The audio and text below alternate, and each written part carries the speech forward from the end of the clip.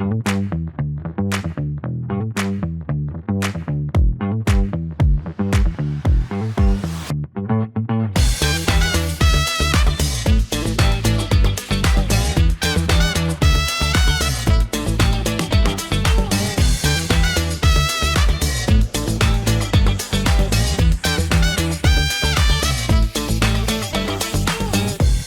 a todos que estão aqui nos acompanhando e que irão nos acompanhar aqui pela Uniprocessos. Eu me chamo Daniel Dias e hoje eu estou aqui com a Beatriz. Nós somos alunos aqui da Uniprocessos e também estamos com a convidada Márcia. Hoje iremos falar um pouco sobre a mediação de família. Mais especificamente, o nosso tema é o papel de mediador na resolução de conflitos familiares como ferramenta de humanização do judiciário. Vamos bater um papo aqui bem legal com a Márcia. E aí agora eu vou passar um pouquinho para a Márcia aqui, para ela dar falar um pouquinho, se apresentar. Oi, Márcia. Olá, Daniel, Bia. Já estou íntima, né, Bia? Então, na verdade, meu nome é Márcia Barros, eu sou servidora do TJDF, né? E fui convidada para falar um pouquinho aqui da mediação de família, né? Dentro desse aspecto da humanização. Atuo com mediação de família há mais de 15 anos, sou instrutora de mediação e conciliação, facilitadora da oficina de parentalidade e gosto de escrever também sobre esses temas, né? Então, assim, é um prazer muito grande estar aqui para a gente trocar, né? Acho que isso é o que faz com que a gente possa crescer e ganhar conhecimento, são as trocas, as histórias, as experiências, né? Então, prazer para mim estar participando desse podcast hoje. E vamos arrasar, não tenho dúvida, meninos, né? Eu não sei se eu devolvo a palavra para o Daniel. Certo, Márcia. A Márcia já fez um pouquinho da apresentação dela, então todos já sabem que ela tem um vasto conhecimento sobre a mediação de família. E de cara, Márcia, eu já vou perguntar para você sobre o que é, de fato, o que é a mediação de família hoje no nosso ordenamento. A mediação de família, né, o Instituto da Mediação, ele foi mais, vamos dizer assim, foi um pouco mais exaltado, né, na reforma do Código de Processo, onde passou a ser um procedimento obrigatório, essa tentativa de conciliação prévia dentro das audiências, né?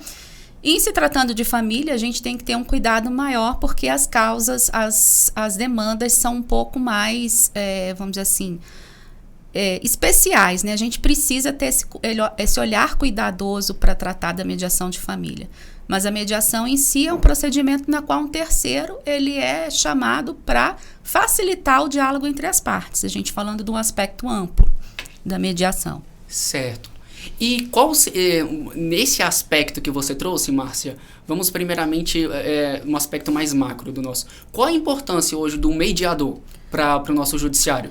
O mediador é aquele que vem para facilitar o restabelecimento da comunicação entre as partes, né? Ele não tem o papel de julgar, ele não tem o papel de avaliar as provas, mas sim de fomentar esse diálogo, que a gente sabe que quando as pessoas chegam no judiciário, é porque em algum momento esse diálogo ele deixou de existir, ou está deixando a desejar. E desafogar um judiciário também, né? Acho que depois... Sim, no início tinha-se muito essa ideia de que a mediação vinha com esse intuito, né, de desafogar mesmo essas demandas que a gente sabe que a gente tem um judiciário ainda, mesmo com a reforma, a gente tem um judiciário ainda moroso, né? Então, quando as pessoas conseguem, por elas próprias, resolverem as questões, isso é muito benéfico para todos, e principalmente para o judiciário, que é um processo a menos, digamos assim. Sim, interessante. E aí, como a Márcia trouxe esse aspecto mais global do nosso judiciário, e dentro de uma audiência de mediação, qual a importância, qual o papel do mediador dentro da audiência? O mediador ele tem o papel de facilitar essa comunicação e também de acolher bem essas partes, né? Deixar as partes à vontade para que elas tragam as questões de uma forma tranquila, de uma forma segura, né? Para que isso ajude elas, né, a resolver as questões. A gente ainda fala que o mediador tem um papel pedagógico também, ou seja, de ensinar as partes a lidarem com futuros conflitos, tanto com aquele específico que elas estão vivenciando, como também a olhar com outro olhar nos conflitos no futuro, sabendo e tendo algumas ferramentas para que possam ajudar elas a resolver essas situações. Certo. E sobre essa questão da audiência, de mediação, vamos trazer um pouco mais prática aqui para o pessoal, mais ou menos, Márcia, você pode até trazer um exemplo e tudo mais de algum caso que você fez. Como é que hoje, normalmente, mais ou menos, funciona uma mediação de família? Uma mediação de família, hoje a gente tem em média aí 2h30 para esse atendimento, tá? Se for o caso, a gente pode remarcar essa sessão, se a gente vê que a sessão está avançando, que as partes estão conversando e existe uma possibilidade real, futura, de um acordo, a gente pode fazer uma remarcação. E assim, não que necessariamente todas as audiências demorem esse prazo, né, de 2h30, mas é o espaço que a gente tem em pauta entre um processo e outro aqui no DF, é esse. Certo. Hoje as audiências ainda estão virtuais? Sim, hoje a gente está 100% online. Salvo alguns casos específicos, né, quando a gente está diante de alguma pessoa 80 a mais, né, assim, de mais idade, o Ministério Público, às vezes, ele pode requerer que essa sessão ela seja designada de forma presencial. E para nós finalizarmos esse primeiro processo aqui do papel do mediador, dessa mediação, você poderia, é claro que tem grandes, assim, a gente pode até trazer muitas coisas, mas qual seria a diferença, assim, entre a mediação, hoje, o Instituto da Mediação para o Instituto da Conciliação? Então, aqui no DF, a gente entende que essa questão ela é muito sutil, né? O que vai diferenciar um instituto do outro, entre conciliação e mediação, é o tempo gasto na sessão, ou seja, é o tempo e a complexidade da questão. Então, por exemplo, às vezes a gente tem processos, para dar um exemplo prático, de juizado especial, que são consideradas conciliações, mas se a gente pega um caso de juizado especial, onde as partes envolvidas, por exemplo, são familiares, como eu já peguei, uma dívida entre irmãos, né? Então, na verdade, diante dessa complexidade, não vai ser uma sessão de 40 minutos. Com certeza, aquele conciliador que vai estar ali atuando, ele vai precisar fazer sessão privada, ele vai precisar usar a ferramenta do afago para as partes, né? Então, isso acaba que essa sessão, que teoricamente seria uma conciliação, diante dessa complexidade de envolvimento até de uma relação familiar, enfim, isso passa a ser, na prática, uma mediação. Certo. Entendeu? Interessante isso. E, Márcia, a gente está falando aqui sobre a questão da humanização do judiciário. A gente sabe que a gente está caminhando e que isso é um tema muito importante. E sobre o mediador como ferramenta, né, para a humanização do judiciário, eu queria te fazer uma pergunta. Quais são as ferramentas e as técnicas que ajudam o mediador a humanizar o judiciário? Então, a primeira ferramenta, eu acho que uma das mais importantes, né, seria a ferramenta do rapport. Né? O que é o rapport? O rapport, é uma palavra francesa, né? Ele vem de origem de uma palavra francesa chamada rapporter, que na verdade significa trazer de volta, né? Então trazer a pessoa de volta ali, trazer ela para aquele momento, né? E assim, o próprio Marshall, ele já falava que 90% do tempo dele, quando ele estava diante de uma negociação, ele ficava nessa esfera do rapport. E os outros 10% eram das outras ferramentas e do próprio caso concreto em si. Então, ele sempre se dedicava mais a estabelecer essa conexão, né? Na verdade, não é comunicação. Conexão, a palavra do rapport. Ela está estritamente ligada também à questão da empatia. Então, dentro desse aspecto, a gente fomenta essa parte, esse vínculo, né? E existem algumas técnicas, ainda mais para o virtual, porque quando a gente começou os estudos, né, por volta do ano 2000, né, eu participei do projeto piloto com o professor André Goma, e o que acontecia? O rapport ele ficava muito restrito ao início da sessão, que é aquela parte que você chega, geralmente tem uma cestinha com balinha em cima da mesa, você pergunta se a pessoa achou fácil o local, ou se ela está confortável, se o ar-condicionado está bom, enfim, toda aquela recepção. Só que com o tempo a gente foi vendo que esse rapport, ele tem que ser construído a sessão inteira. Essa conexão ela tem que ser estabelecida a sessão inteira, não somente naquele momento inicial. O momento inicial é importante? Para você começar a acolher as partes, a deixar elas mais à vontade. Mas o tempo inteiro a gente tem que estar fazendo rapport, e não só com as partes. É um rapport que é com partes, com os advogados, com todos aqueles que estão presentes na sessão. Aí vocês perguntam, mas quem mais estaria? Por exemplo, quando a gente atende uma parte idosa, geralmente, às vezes a pessoa tem dificuldade até de se lembrar de algum fato, ele pergunta, meu filho ou minha filha pode entrar junto comigo? Pode. Então, aquela pessoa ela não é parte processualmente falando, mas ela participa da sessão. Então, a gente também tem que fazer o rapport com ela, né? Sim. Então, com todos que estão ali na mesa. Até com os advogados, né? Principalmente com os advogados. Porque tem uns que são litigiosos e aí a gente tem que, né? Exatamente. A gente tem que... Eu falo que a gente teria que acabar com essa disputa, que existe uma certa disputa entre advogado e mediador. Então, a gente precisa acabar com essa disputa e trazer o advogado para ser parceiro do processo de mediação. Né? Para ele comprar e vestir a camisa da mediação, do diálogo, da busca por uma solução que atenda melhor o cliente dele. Não só fique nesse aspecto de, não, porque eu vou deixar o processo prosseguir.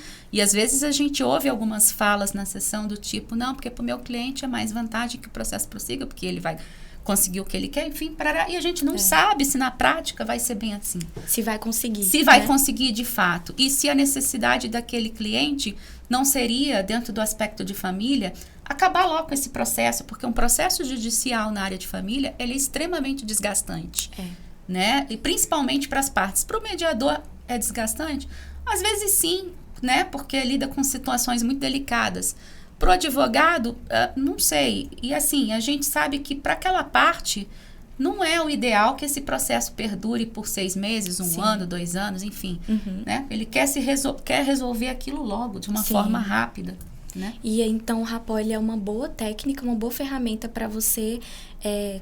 para funcionar bem, né, a audiência e você chegar em um acordo bom. E aí eu falo todos. Que não seria nem, Bia, exclusivamente para a área da mediação, né? Até já vinha comentando isso com o Daniel. O rapport, ele é uma ferramenta para a vida. Sim. Então, o rapport, ele é usado dentro da técnica de vendas. Alguns vendedores utilizam a técnica do rapport também. Ele é usado pelos psicólogos. Então, assim, é uma ferramenta que a gente desenvolvendo bem ela, a gente com certeza vai ter ganhos para o nosso pessoal também. Né? Não só dentro de uma sessão de mediação.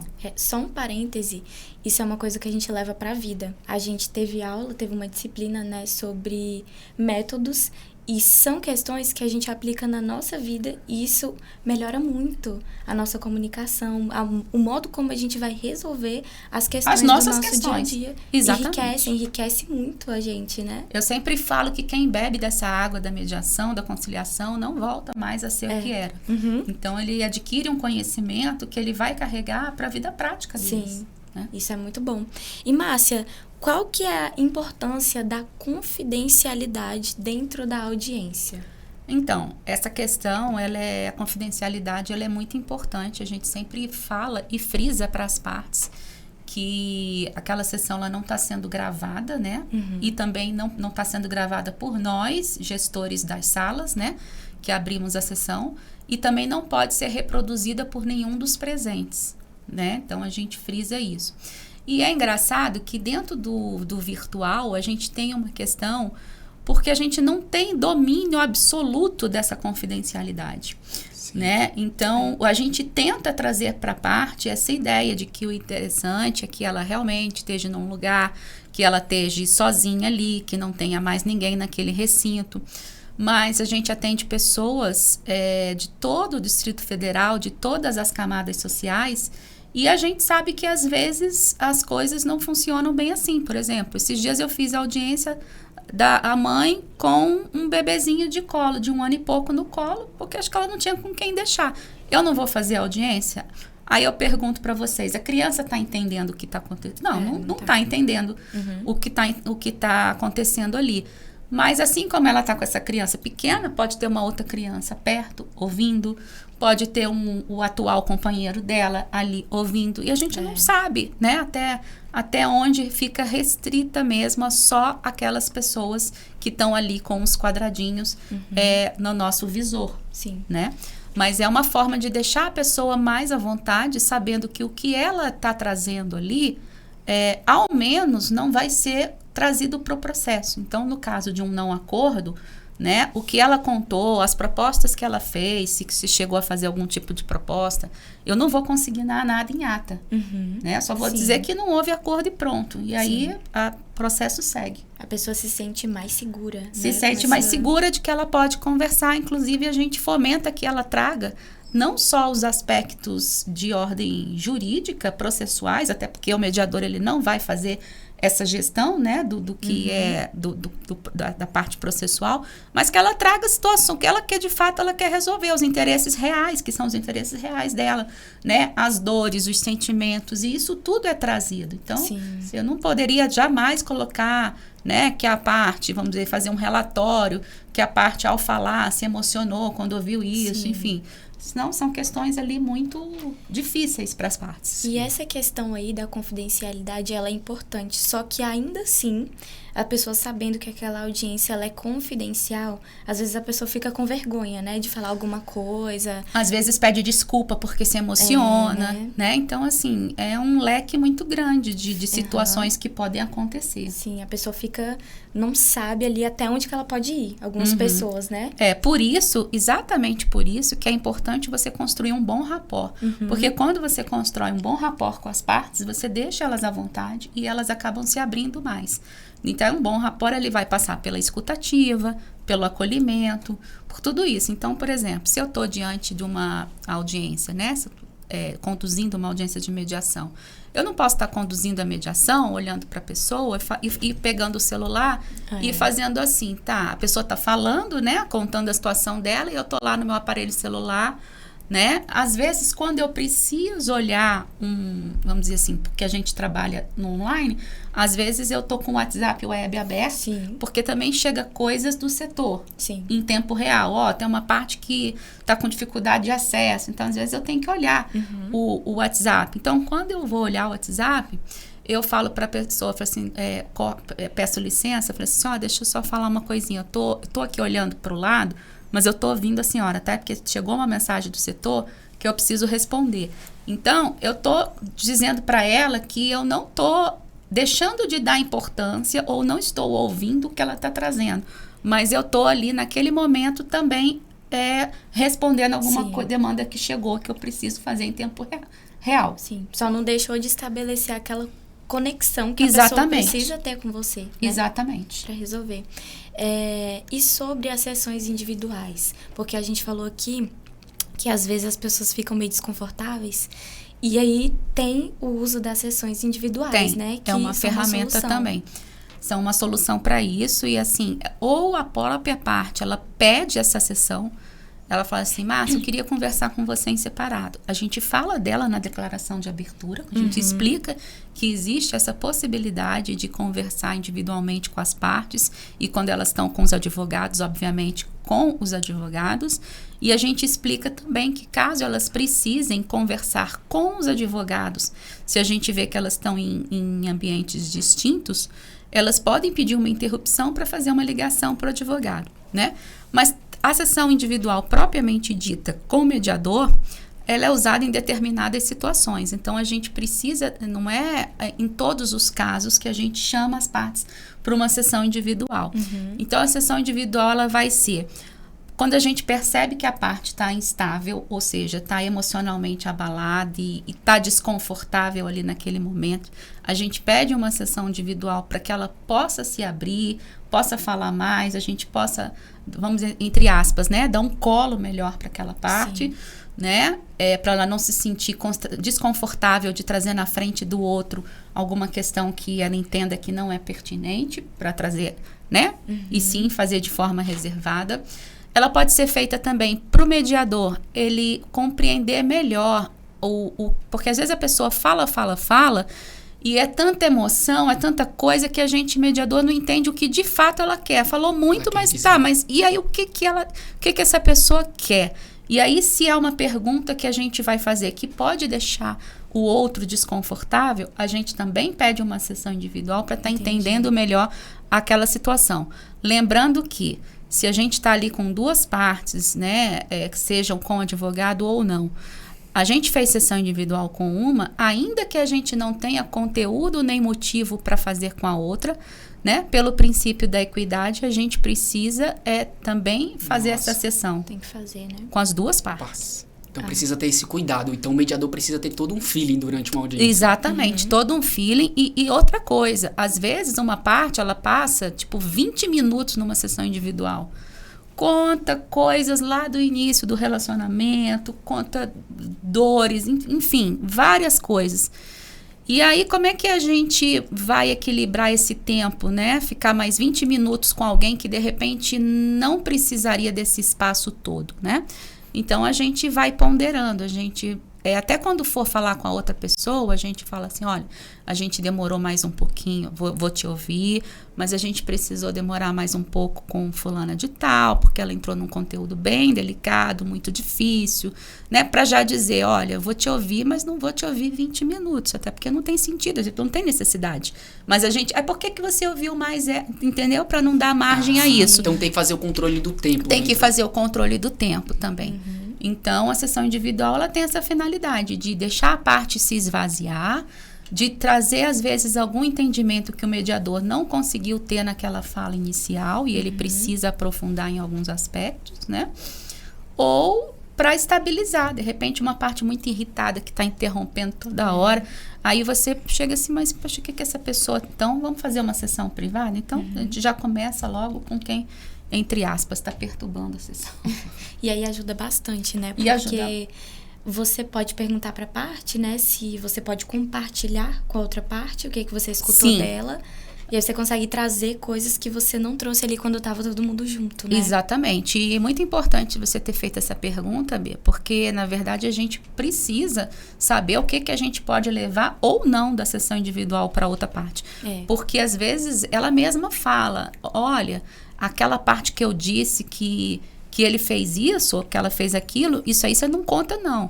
Mas lógico, o mediador está ali, ele tem ele mesmo, ele não precisa, teoricamente, não precisaria nem dizer para ele o que ele pode ou o que ele não pode falar, né? Sim. Porque você não vai chegar para outra parte, fulano falou que você disse isso para... Você não vai chegar ali para botar fogo inflamar o conflito, né? Você tem esse filtro, mas a própria parte ela chega e diz, agora já essa parte você pode contar, enfim, né? Então é interessante. Interessante, é isso. Caramba, então, fazer toda essa reconstrução, essa contextualização, né?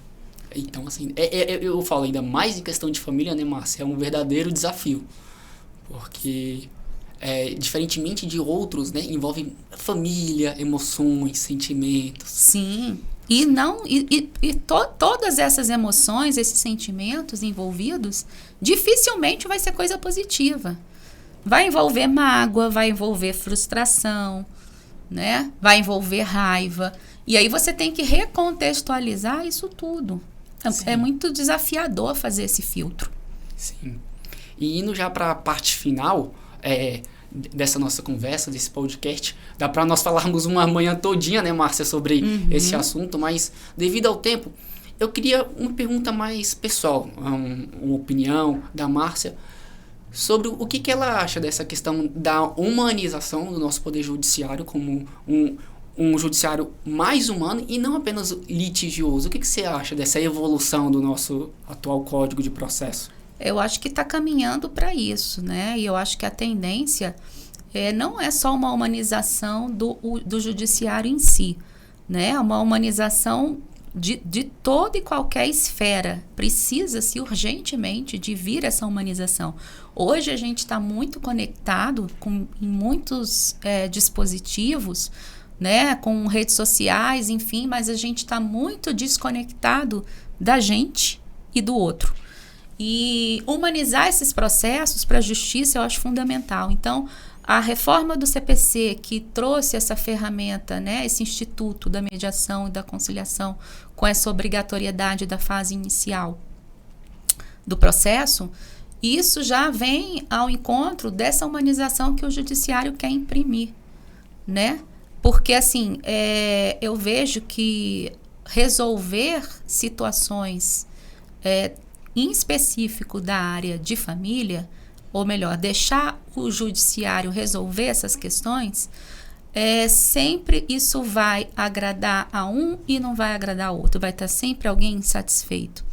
Então, fomentar o diálogo, fazer uma boa formação dos mediadores, né, dos conciliadores, Sim. que, modéstia à parte, o TJDFT tem excelência nisso. Eu tinha os conciliadores geralmente são estagiários. E eu tinha estagiários na época que eu atuava em Taguatinga, que com certeza eles tinham um desempenho melhor do que muito servidor de carreira. Até por esse aspecto da escuta, da atenção com as partes, às vezes de auxiliar até levantar alguém de mais idade. Enfim, então a gente tinha excelentes estagiários, então, e capazes mesmo de conduzir um processo usando de todas as ferramentas, inclusive essas ferramentas que eu trouxe da sessão privada, do Rapó, pessoas bem capacitadas nisso. Então, eu acho que se o judiciário continuar investindo nisso, né, nessa humanização, nessa formação, nessa diferenciação de atendimento ao usuário, hoje a gente tem também ferramentas de avaliação. Então, o mediador, o conciliador, eles são avaliados no desempenho deles, né? Então, tem uma métrica de avaliação e uma métrica também de estatística de acordos, de processos que terminaram com êxito, né? Porque ainda a gente tem a cultura, né, de que são números. Então, pro judiciário, os números importam muito. Então, um índice de acordo elevado é um índice positivo, né? Ou seja, aquelas demandas tiveram sucesso. Porém, não são contados os casos dos índices que as partes restabeleceram uma comunicação e por algum motivo ou outro não chegou a um acordo. Mas a função nossa, enquanto mediadores, ela foi plenamente atendida. Entendi. Interessante que você fala isso, Márcia. E observar mesmo essa nossa evolução do nosso Código de Processo, as resoluções do CNJ, que eles trazem esses aspectos. Mas, no mais, eu só queria mesmo te agradecer você ter dividido um pouco desse seu vasto conhecimento, né, Beatriz? Sim, aprendi muito hoje. Conosco, dividido aí em termos outras oportunidades, porque Sim. é um longo período, né, de uma vida toda, e como você mesmo falou na introdução, você que foi uma das portas, fez essa introdução e ajudou no nosso Código de Processo Civil, essas mudanças, e que vai ajudando as futuras gerações que estão vindo aí dentro da nossa área jurídica, né?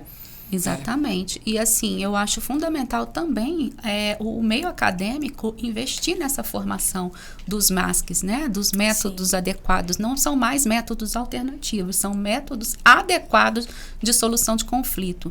Então, queria também, Daniel, deixar o canal do pré-processual, porque assim, as partes que tiverem demandas para resolver, né, e queiram acessar esse canal, do canal conciliar, que é o www.canalconciliar.tjdft.jus.br. Então, qualquer cidadão aqui do Distrito Federal, seja com demandas na área de família, com demandas na área civil, o juizado, enfim, podem estar acessando e fazendo a sua solicitação lá, preenchendo esse formulário eletrônico. Interessante. Certíssimo, Márcia. Mais uma ferramenta, né, que nós possamos, de fato, iniciar nesse processo de pesquisa, de conversa. Tudo começa dentro da academia mesmo, dentro do diálogo. Do diálogo mesmo, de um diálogo saudável, Sim. de uma escuta ativa, de nós buscarmos um judiciário cada vez mais, né, multiportas e mais agregador para o nosso jurisdicionado, né?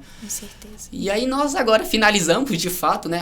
Mais alguma? A Beatriz quer falar? Ou a Márcia quer falar mais algo? Só quero agradecer mesmo, Márcia. Você contribuiu muito aqui pra gente e eu aprendi demais com toda essa sua experiência que você trouxe pra gente. Que bom, eu fico muito feliz de ter dois advogados, pelo menos 2 salvos. 2 advogados colaborativos que vão atuar nessa frente aí de pacificação. Certo. Obrigada, gente. Obrigada. Então, nós finalizamos aqui a nossa conversa, esse nosso podcast. Sim. E se estiver disponível para todos assistirem, para trazer um pouquinho desse vasto conhecimento que a Márcia nos trouxe ao decorrer desses minutinhos que nós tivemos, né? E é isso, né? Obrigada.